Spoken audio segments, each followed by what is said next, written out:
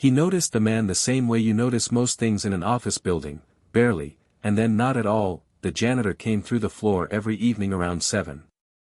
He had a cart with cleaning supplies, a mop, a vacuum for the carpeted areas.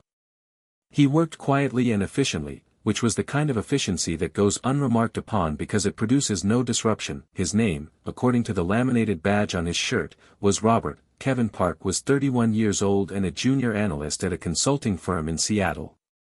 He worked late most evenings because he was building something, and building takes time. He and Robert had coexisted on the 14th floor for 6 months without anything resembling a real conversation. Robert worked. Kevin worked. The office got cleaned. This was the entire relationship, until a Tuesday in March when Kevin dropped his phone and it slid under the desk, and Robert, who was closer, reached down and retrieved it and handed it back. Their hands were close together for a moment. Kevin looked at Robert's hand. Then at his face that he felt something he could not name, not recognition exactly, because he had no memory that would support recognition. More like the sensation of standing near something familiar that you have never seen before. He said thank you. Robert nodded and went back to mopping. Kevin sat at his desk for 20 minutes without doing any work that he did not know why. Kevin had been adopted at birth. This was not a secret. His parents, David and Susan Park, had told him from the time he was old enough to understand language that he had been chosen, that his adoption was something they had wanted and prepared for and celebrated. They were warm, honest people who loved him without reservation. He had not, for most of his life, been especially preoccupied with his biological origins. He had thought about it periodically, the way adopted children think about it, in waves, at certain ages, around certain life events. He had thought about it when his girlfriend asked if he knew his medical history. He had thought about it when he looked in mirrors and found no reference point for the particular arrangement of his features. He had done a DNA testing service 2 years ago, mostly out of curiosity. It had told him his ancestry was predominantly Korean and Japanese with some European heritage. It had found distant cousins. It had not found anyone close. He had not pursued it further. He had a family. He had parents who loved him. He was not, he told himself, missing anything essential. But he had never stopped noticing, in a quiet background way, that there were questions he couldn't answer about himself. After the Tuesday with the phone, Kevin went home and looked at himself in the bathroom mirror for a long time. He looked at his jawline. The particular set of his eyes. The way his hands were shaped. He thought about Robert's hand retrieving his phone from under the desk. He told himself he was being irrational. He kept thinking about it anyway. He started paying attention on Wednesday. Not intrusively, he was careful about that, aware that there was something potentially strange about what he was doing. But he started noticing Robert the way you notice someone once they have registered as significant. Robert was in his late 50s. Average height, slightly built. He moved with a quiet economy, no wasted motion, everything done in the most efficient path between start and finish. He did not seem unhappy. He also did not seem particularly present. He moved through the office like a man who had learned to be invisible, which, Kevin understood, was often required of people in service roles. Kevin noticed Robert's hands. He noticed the shape of his nose, which was similar to his own in a way that might mean something or might mean nothing. He noticed that Robert was Korean, or at least appeared to be, though Kevin couldn't be certain. He felt foolish. He was constructing a narrative from proximity and physical resemblance and the fact that a stranger had picked up his phone. This was not evidence. This was the kind of magical thinking that came from unresolved questions. He was a data analyst. He understood the difference between correlation and causation. He tried to drop it. On Friday, as Robert passed his desk, Kevin said, "Hey. Robert." Robert stopped. He looked at Kevin with the slightly guarded attention of a person who is used to being addressed for work reasons. "I'm Kevin," Kevin said. "I work late a lot. I feel bad that I've never properly introduced myself." Robert looked at him for a moment. Something moved in his expression, small, almost imperceptible. "I know," Robert said. "Kevin Park. I've seen your nameplate." He nodded politely and moved on. Kevin sat with the sound of his own name in a stranger's voice. He did something that week that he had not done before. He logged back into the DNA testing platform and looked more carefully at the tools he had previously ignored. There were features that allowed for more active searching, ways to indicate you were looking for biological relatives, ways to be found. He updated his profile. He added the relevant information.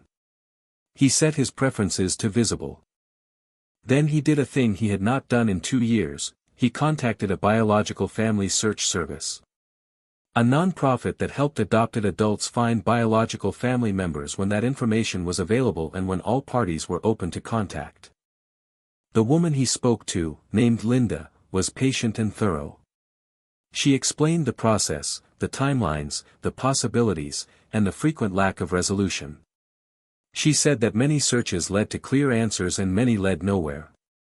She said the most important thing was to be prepared for any outcome, including the outcome of learning things that were difficult. Kevin said he understood. He gave her his information. He gave her the DNA database results.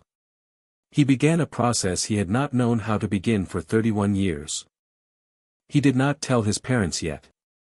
Not because he was hiding it, he had been clear with himself that this was not a betrayal of them, that finding one family did not diminish another. But because he needed to understand what he was looking for before he could explain it. He went back to the office Monday morning. Robert came through at 7 as always. Kevin said good evening as he passed. Robert said good evening back. 3 weeks passed. The Biological Search Service called on a Thursday afternoon with a preliminary update. The DNA data had produced a possible match, not a definitive one, but significant. A man who had registered on the same platform 3 years ago with a profile indicating he had given up a child for adoption in Seattle in 1993. The match percentage was high. Not a distant cousin. Close. Kevin sat in his car in the parking garage and read the email twice. He was born in Seattle in 1993. The service had protocols. They would not simply exchange information, they would facilitate contact carefully, beginning with a mutual expression of interest.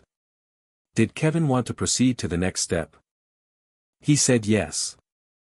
He waited 2 more weeks. The service was working to reach the man on the other side of the match, to explain the situation, to ask if he was willing to make contact. During those 2 weeks, Kevin continued working late. Robert continued coming through at 7. They began exchanging more words, brief ones, about the weather, about how busy the office was that week, about the coffee machine on the 14th floor that had been broken for a month. Nothing significant. But no longer invisible to each other. Kevin had started to think that the resemblance he had imagined was exactly that, imagined. A projection. Robert was Korean American, roughly the right age, but so were many people. He was building a story from nothing. He almost convinced himself of this. The service called on a Monday morning. The man had agreed to contact. His name was Robert Lee. He was 58 years old. He lived in Seattle. Kevin read the name in the email and sat completely still for 90 seconds. Then he closed his laptop and walked to the window and looked at the Seattle skyline for a long time. Robert Lee. The janitor's badge said Robert. He told himself this was coincidence. Robert was not an uncommon name. Lee was not an uncommon name. He was making connections from insufficient data. He emailed the service and asked if they could share any additional identifying information, employer, neighborhood, anything that could help him understand the situation before initial contact. They said they would ask.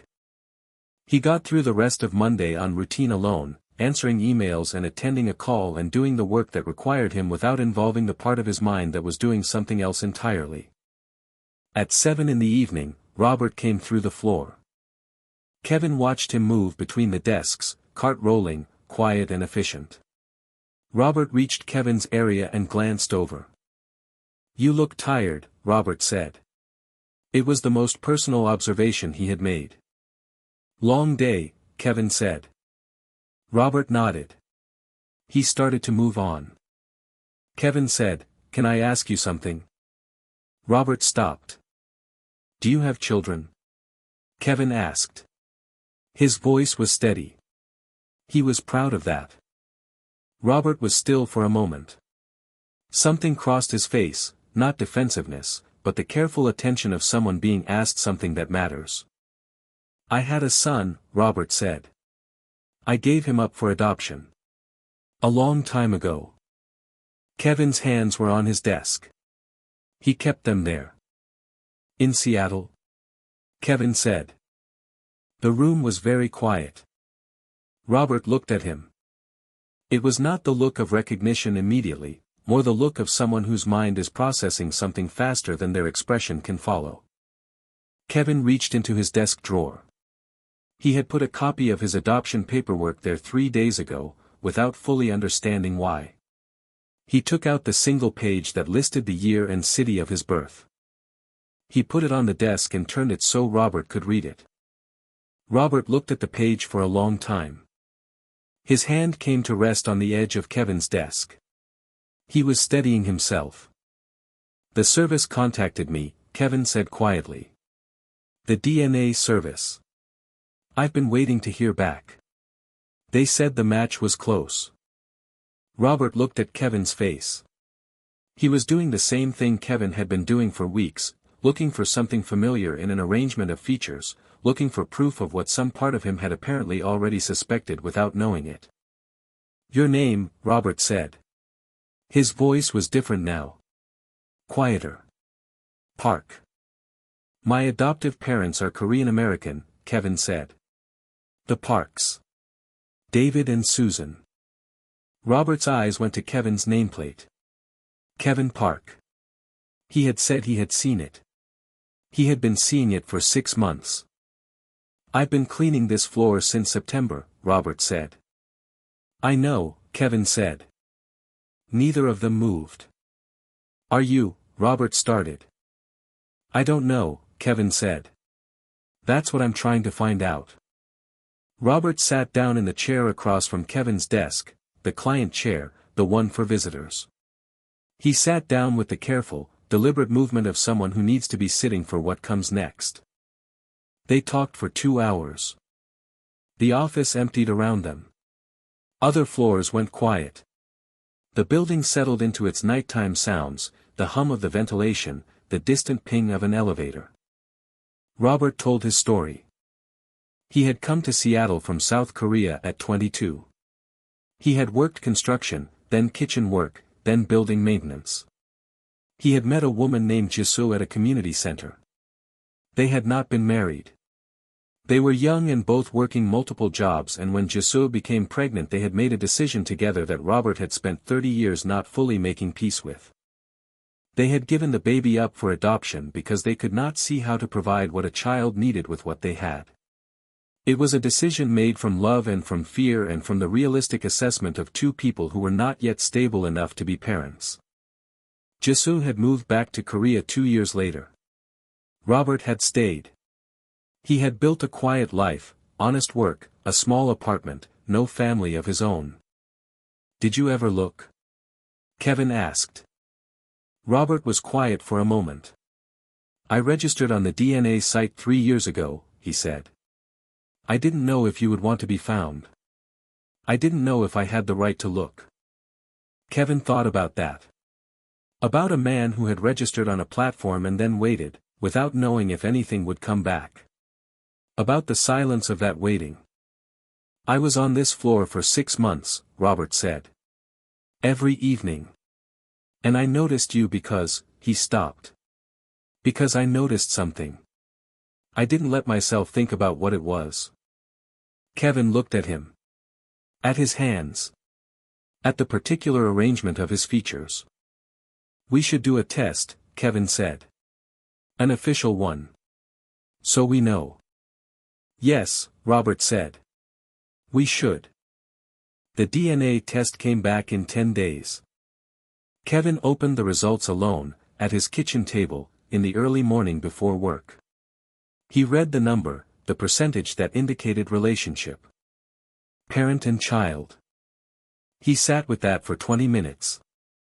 Then he called his mother. Susan Park had known about the search.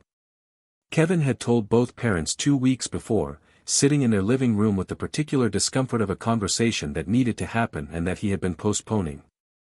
They had been, as he had known they would be, entirely gracious. His mother had cried briefly and then composed herself and said that they had always known this question lived in him and that love did not require exclusivity. He told her what the test said. She was quiet for a moment. Then she said, "What do you need?" "I don't know yet," he said honestly.